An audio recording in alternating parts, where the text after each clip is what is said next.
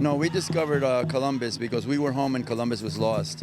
Columbus was very lost, and we knew exactly who we were. We were there for over 7,000 years, so we knew where we were.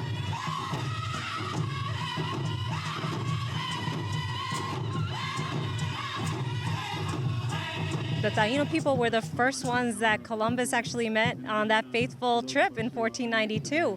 He landed on our islands. We took, them in, and unfortunately, because of that contact and everything else that happened afterwards, we started losing our culture and our language.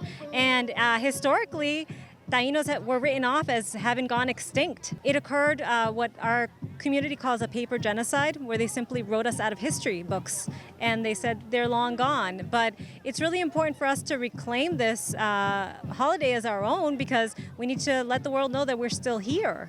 Celebrating Indigenous Peoples Day gives all Americans ample space to educate themselves and in many cases re-educate themselves on a much deeper level as adults about the atrocities that have been committed against Indigenous peoples throughout our U.S. history. History that was only touched upon and in many, many cases never even taught in our fourth grade history class. I only knew from my home when my parents told me that I was Taino, but I was raised on the same stories. And honestly, there are people all over the Caribbean who still carry on those same stories because it's in the history books.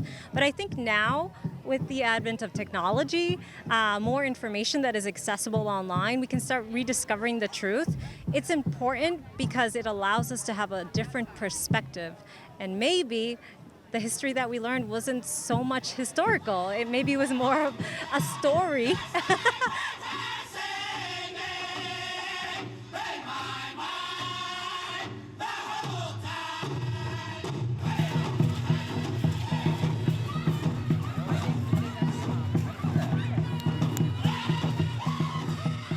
We are proud of our Italian heritage and we want to continue to honor it, but we don't feel like Columbus needs to be the symbol when we know that his legacy does harm to Native peoples in this country and in this state. So what we're advocating for is changing Columbus Day to Indigenous Peoples Day, leaving Columbus behind and finding new ways to celebrate our Italian heritage on a different day. It cannot be something that coexists, because you can't celebrate the perpetrator of genocide with the victims of genocide on the same day. Of all the weapons that the Europeans brought, the strongest weapon was the pen, because with a knife, with a gun, they can kill us once.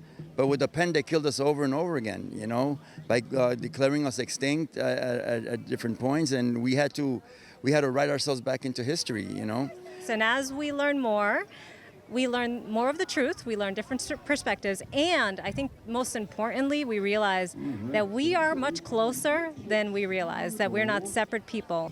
My tribal name is Pampagan Maquasham, Crawling Wolf in English. I've been blessed to have an opportunity to stand, have an opportunity to represent my tribe, represent my people, and we're trying to pass along a message that lets them know and the world know the Indigenous people still exist, we still live. We still have our culture, our history, and our tradition, and it's time for it to be acknowledged and recognized.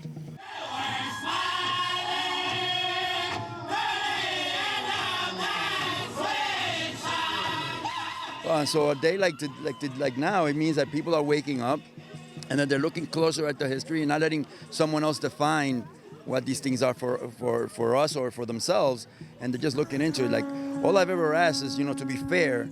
If you're going to celebrate that day, at least know what you're celebrating, and once you read what happened, then you have to decide, well, what side of history are you on, There's 21 states who have either declared Indigenous Peoples Day statewide as a holiday or in proclamation, and Massachusetts has not done that yet. So we're really hoping to make that happen across the state, because we have a presence of Native peoples here and we can't continue to ignore them. How contradictory is it that this state doesn't have a statewide Indigenous Peoples Day, and yet Massachusetts, it's not a word from Ireland?